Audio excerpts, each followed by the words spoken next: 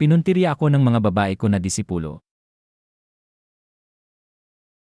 Sa Black Moon City Tang Family Fort sinabi ng Black Moon City Murong Family, Family Head Murongi, ang wine cup na ito ay forged mula sa isang human school.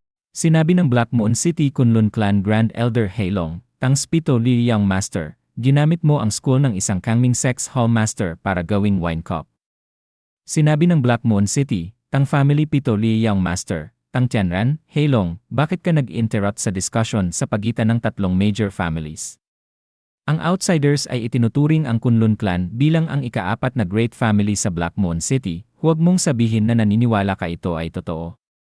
Habang natahimik ang kwarto, sinabi ng Black Moon City, si Family Head, si Zonglin, Pito Li Young Master, nagtataka ako, nasaan na ang Black Moon Hall's new Hall Master? Sinabi ng Black Moon City, Tang Family Pito Li Young Master, Tang Tianran, ang taong iyon ay nasa iyong mga kamay, Old Xi. Sinabi ng Black Moon City Kunlun Clan Grand Elder Heilong, ikaw. Sinabi ng Black Moon City, si Family Head, si Zonglin, ang Pito Li Young Master ay talagang skilled, na kayang pumatay ng isang Kangming expert sa Golden Court Realm nang walang nakakapansin. Hindi katakataka na si Emen Tang ay nagpaplano na ipasa ang Family Head title sa iyo. Sinabi ng Black Moon City, Tang Family Pito Li Young Master, Tang Tianran, nagbibiro ka lang, Old Xi. Ang Tang Family Head position na ito ay personal kong inagaw. Sapat na nonsense. Dahil umabot na ang bagay sa puntong ito, hayaan mong gawing malinaw. Mula sa buwang ito, ang aking Tang Family ay hindi na magbabayad ng tributes sa Kangming Sect. Habang nagulat sina Black Moon City Murong Family, Family Head Murongi, Black Moon City Kunlun Clan Grand Elder Heilong, at Black Moon City, si Family Head, si Zonglin sinabi ng Black Moon City Murong Family, Family Head Murongi. Bagamat si Menghu the Waste ay maaaring patay na at ang Young Sect Master ay mayroon ding unstable na foundation, paano mo haharapin si Demon Lord Kingling? Ngumisi at sinabi ng Black Moon City, Tang Family Pito Li Young Master, Tang Tianran, delay. Pagkatapos ng gabing ito, ang Bai Kingling na yon. Bigla, pumasok ang isang peasant at sumigaw, I report sa Lord Patriarch. Ang Kangming Main Forum ay nag-issue ng isang condemnation notice. Sinasabi nito na ang murder ng Black Moon Hall's Hall Master ay matagumpay nang na-investigate at ang culprit ay sinabi ng Black Moon City Kunlun Clan Grand Elder Heilong, Kunlun Clan. At tumayo siya at sinabi, imposible. Walang relasyon ang Kunlun Clan sa bagong Hall Master, paano kami maaaring masisi para dito? Sinabi ng Black Moon City, Tang Family Pito Li Young Master, Tang Tianran, hahaha. Sinabi ng Black Moon City Kunlun Clan Grand Elder Heilong, Tang Tianran, gay, ano ang tinitawaan mo? Sinabi ng Black Moon City, Tang Family Pito Li Young Master, Tang Tianran, Grand Elder Heilong, ang iyong Kunlun Clan ay sa wakas ay useful. Hanggat ay hand over namin ang iyong clan sa Kangming Sect, ito ay bibili sa akin ng sapat na oras. Sinabi ng Black Moon City Kunlun Clan Grand Elder Heilong, Tang Pito Li Young Master, naglakas loob ka. Sino ang tingin mo sa iyong sarili? Despicable scum na umaasa sa mga kababaihan para umasen. Kung hahawakan mo ang aking Kunlun Clan, ang secret ng corpse fraud ng iyong asawa ay, sa isang slash tumalsik ang liquid sa kwarto. Habang bumagsak ang ulo ni Heilong. Sinabi ng Black Moon City, Tang Family Pito Li Young Master, Tang Tianran, dalhin ang kanyang pig head sa ambasador ng Kangming Sect.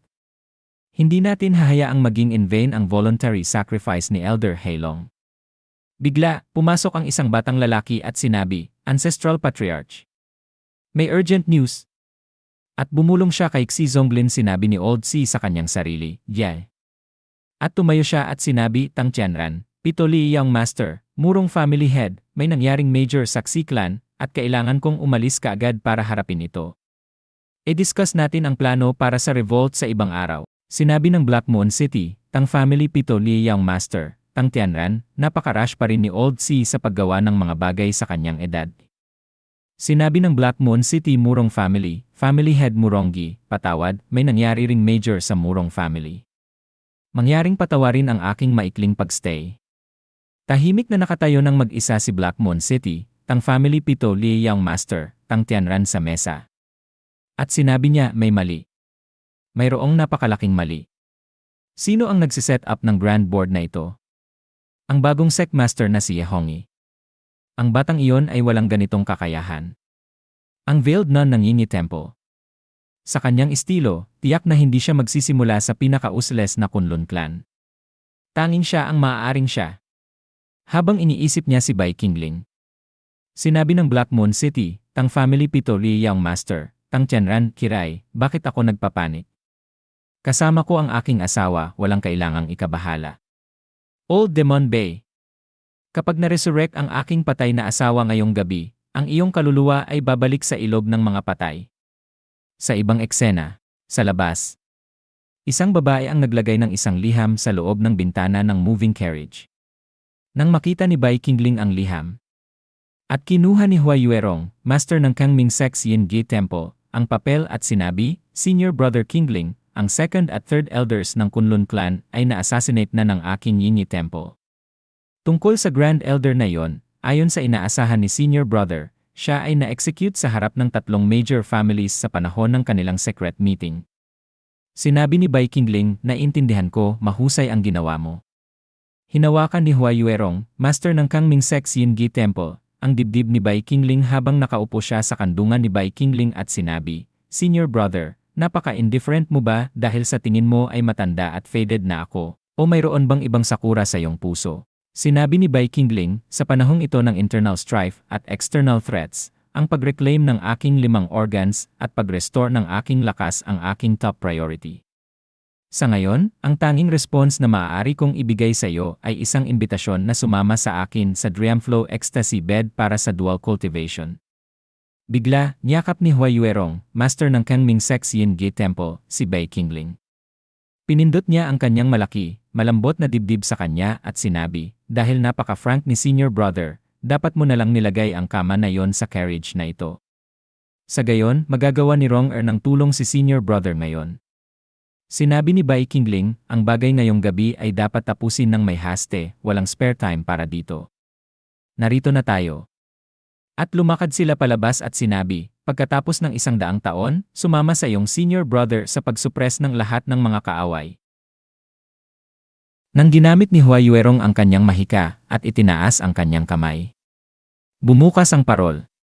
Sabi ni Bai Qingling sa kanyang sarili, hindi pala gaanong mahirap ang pagharap sa 4 na pangunahing pamilya sa Black Moon City sa isang gabi lang. Maaaring magaling ang Kunlun clan sa pagpaparami, ngunit wala silang isang ekspertong nascent soul sa 1,000 taon. Kapag naayos na ang ilan sa kanilang mga eksperto, ang natitira lang sa kanila ay ang buhay na alipin. Ang Xi family ang pinakamalaking mangangalakal sa Black Moon City, ang iniisip lang nila ay ang protektahan ang kanilang negosyo.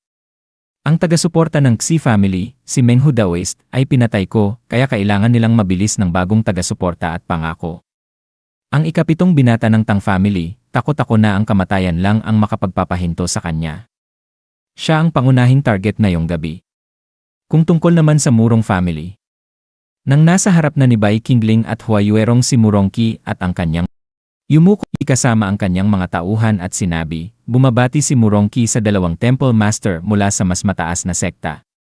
Sabi ni Bai Qingling, ang abisong ipinadala ko sa iyo ay walang tatak ng pangunahing forum. Paano ka nakasigurong hindi ako peke? Sinabi ni Murongqi, noong seremonya ng pagpili ng sect master, hinangaan ko ang inyong kamahalan mula sa malayo. Amang Diyos, sinabi sa inyong liham na alam nyo kung sino ang pumatay sa aking unang asawa. Ang aking asawa nagtiis siya ng kahihiyan hanggang sa kanyang kamatayan. Ang kanyang kaluluwa ay inalis pa at siya ay pinagkaitan ng reinkarnasyon.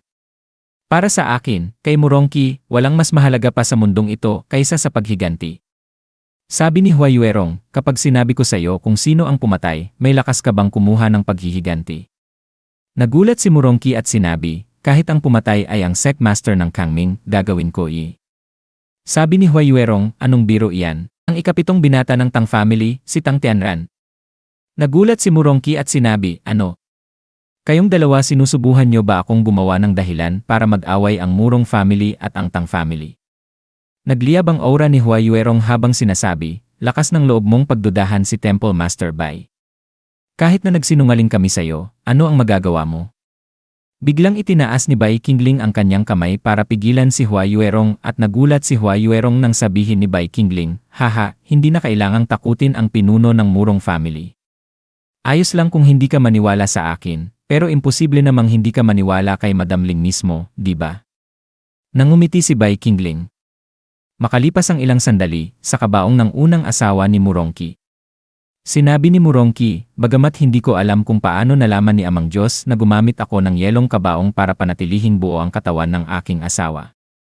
Habang Qingling ang isang karayom at tinitingnan ang katawan ng unang asawa ni Murongqi. Bigla niyang tusok ang noo ng unang asawa ni Murongqi at sinabi, acupuncture para sa pagpapalakas ng kaluluwa. Biglang sumugod ang enerhiya sa karayom. Bigla siyang bumukas ng mga mata at sinabi, ah. Nagulat si Murongqi at sinabi, aking asawa, aking asawa. Gising ka na. Sabihin mo sa akin, sino ang pumatay sa'yo? Sinabi niya, aki si ikapitong binata ng Tang. Nang gabing iyon, nang wala ka, lasing na pumasok siya habang naliligo ako. Umiiral ang kanyang hayop na kalikasan at gusto niyang gamitin ako para sa. Nang siya ay magising, agad niyang nais na patahimikin ako. Ngunit dahil sa mga kayamanang nagprotekta sa akin, hinanap niya si Menghu Daoist para sa tulong. Ginamit ni Menghu Daoist ang kapangyarihang pangkawasak ng kaluluwa sa akin at pinaghiwalay ang aking buhay na kaluluwa. Pagkatapos noon, hindi ko na alam ang nangyari. Sinabi ni Murongqi, mabuti. Napakabuti. Alam kong ito, ngunit hindi ko inaasahang aabot siya sa ganito. Sa buhay na ito at sa susunod, ako, si Murongqi, at si Tang Tianran ay magiging mortal na kaaway, at ang aming alitan ay hindi magwawakas hanggat hindi namamatay ang isa sa amin.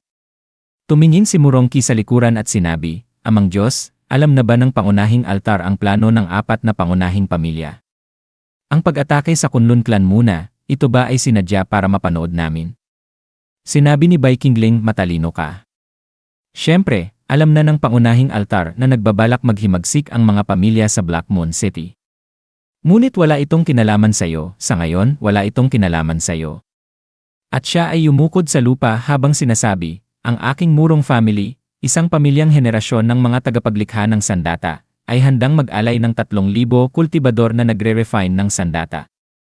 Upang maging pangunahing puwersa at sumugod sa tanggulan ng Tang family, puksain ang mga traidor para sa Kangming sect. Lumakad ni Qingling habang sinasabi, napakabuti, ngunit hindi na kailangang magmadali. Naniniwala akong si Xi Zhongli ng Xi family ay may parehong intensyon tulad mo. Kahit na wala, magkakaroon sila. Sinabi ni Bai Qingling, Lingyin, hindi maiiwasan ang labanan sa paglalakbay na ito. Nagulat si Tantay Lingyin sa kanyang nakita. Pagpatuloy ni Bai Qingling, tingnan mo, kahit si Sect Master Ye ay nagmamadaling nagkukultiba. Sumakay ka sa aking kayamanan para sa shared cultivation, para lalo pang pagtibayin ang iyong kultibasyon. Nang nakaupo si Ye Hongyi kay Bai Qingling, idinagdag niya, sinubukan na ito ni Sect Master Ye, walang tiyak na side effects. Nagbulong si Tantay Lingyin sa kanyang sarili, alam ko paano ko hindi malalaman. Gumawa si Hongyi at ako ng Mirror Flower Oath, ang aming mga pandama ay magkakaugnay. Isang kakaibang sensasyon ang dumaan sa kanyang katawan. Nagbulong siya sa kanyang sarili, ang mga bagay na nararamdaman niya. Kumalat na sa bawat sulok ng aking katawan. Isang matinding kasiyahan ang sumugod sa kanyang loob, parang kidlat na nananakit sa kanyang mga laman loob, isang napakalakas na sensasyon. Biglang nagtanong si Ye Hongyi, Lingyin, hindi ka ba sasali? Nanatiling tahimik si Tantay Lingyin, ang kanyang tingin ay nakafix sa kanila. Pagpatuloy ni Ye Hongyi, kung ganoon, magpapatuloy ang Sect Master na ito. Plano mo bang tumayo doon at manood hanggang sa wakas? Nag-click ng dila si Tantay Lingyin. Iri. Sinikipan niya ang kanyang mga kamao at sa wakas ay sumulong, habang nagmumungkahi, hindi ako pwedeng umamin ng pagkatalo. Mayroon pang Senior Sister Feng, may pagkakataon pa kaming makatakas sa kanyang mga kuko ng demonyo. Makalipas ang ilang sandali, kumislap ang mga mata ni Ye Hongyi sa kasiyahan habang tinatawag, Amang Diyos. Si Tantay Lingyin na namumula pa rin, ibinaba ang kanyang ulo. Lumapit si Bai Qingling, lumakad kasama si Hua Yuerong, ang master ng Yin Gi Temple ng Kang. Sinabi ni Bai Qingling na ayos na ang panig ng Murong family. Kamusta naman ang panig ng Xi family? Tumugon si Ye Hongyi, lahat ay nagpunta ayon sa inaasahan ni Amang Diyos. Gamit ang aking titulo bilang Sect Master bilang garantiya, protektahan ko ang orihinal na interes ng Xi family. Sumumpa si Xi Zhongli na putulin ang ugnayan sa Tang family at hindi na magre-rebelde. Nanatiling tulala si Tantay Lingyin, inaalala pa rin ang nangyari kanina. Tumango si Bai Qingling. Binabati kita, Hongi. Lalo ka nang nagiging tulad ng isang sect master. Nag-isip si Hongi sa kanyang sarili, tama pala. Sinadya ni Amang Diyos na palakasin ako at turuan ako ng sining ng pagbabalanse ng lakas at kakayahang umangkop sa pamumuno. Sa parehong oras, sinisigurado niya na ang kapangyarihan ng Kangming Sect ay mananatiling mahigpit sa aking mga kamay sa halip na tratuhin ako bilang isang basta puppet. Namula siya habang tumitingin sa ibaba at sinabi, nagpapasalamat si Hongi sa mga turo ni Amang Diyos. Nakangisi si Bai Qingling at nagbulong sa kanyang sarili, system. Bilisan mo, bigyan mo ako ng puntos. Bilisan mo, bigyan mo ako ng puntos. Nanatiling tahimik si Tantay Lingyin, ang kanyang tingin ay nanatili kay Hongi. Ang kanyang mga iniisip ay lumipad sa mga salita ni Feng Lixie, hindi ko alam kung kailan ako magbabalik mula sa misyong ito. Mahihirapan akong makilahok sa inyong mga plano. Ngunit huwag mong kalimutan ang ginawa ni Bai Qingling sa iyo sa Immortal Washing Pool noong 13 taong gulang ka. Huwag mong kalimutan ang uri ng masamang rune na inukit niya sa akin para kontrolin ako. Huwag kang magpapaloko sa kanya. Huwag mong mawawala ang iyong orihinal na puso. Huwag mong hahayaan ang iyong senior sister na lumaban mag-isa. Sinikipan ni Tantay Lingyin ang kanyang mga kamao, kumikislap ang determinasyon sa kanyang mga mata. Senior Sister Feng Lixie, lubos kong naintindihan kung ano ang nararamdaman mo ngayon. Marahil alam ko na kung ano ang dapat kong gawin. Sa kabaong, bumitaw si Tang Tianran ng isang nakakapanindig balahibong tawa. Hehehe hahaha malapit na, malapit na. Ang proseso ng pagpapakalalaki sa kanya bilang corpse puppet ay higit sa kalahati na kumpleto. Ngayong gabi, sa taon, buwan, at oras na ito ng Yin, ang pinakamahusay na pagkakataon para mabuo ang Deity Transformation Realm at maging Corpse Puppet Queen. Kahit wala ang mayabang na Menghu Daoist, kaya ko pa rin kumpletuhin ang huling ritual, ako, si Tang Tianran. Biglang pumasok ang isang tagasunod, hinal na hinal. Masamang balita, pinuno ng pamilya. Narito na ang mga kultibador ng Xi family at Murong family.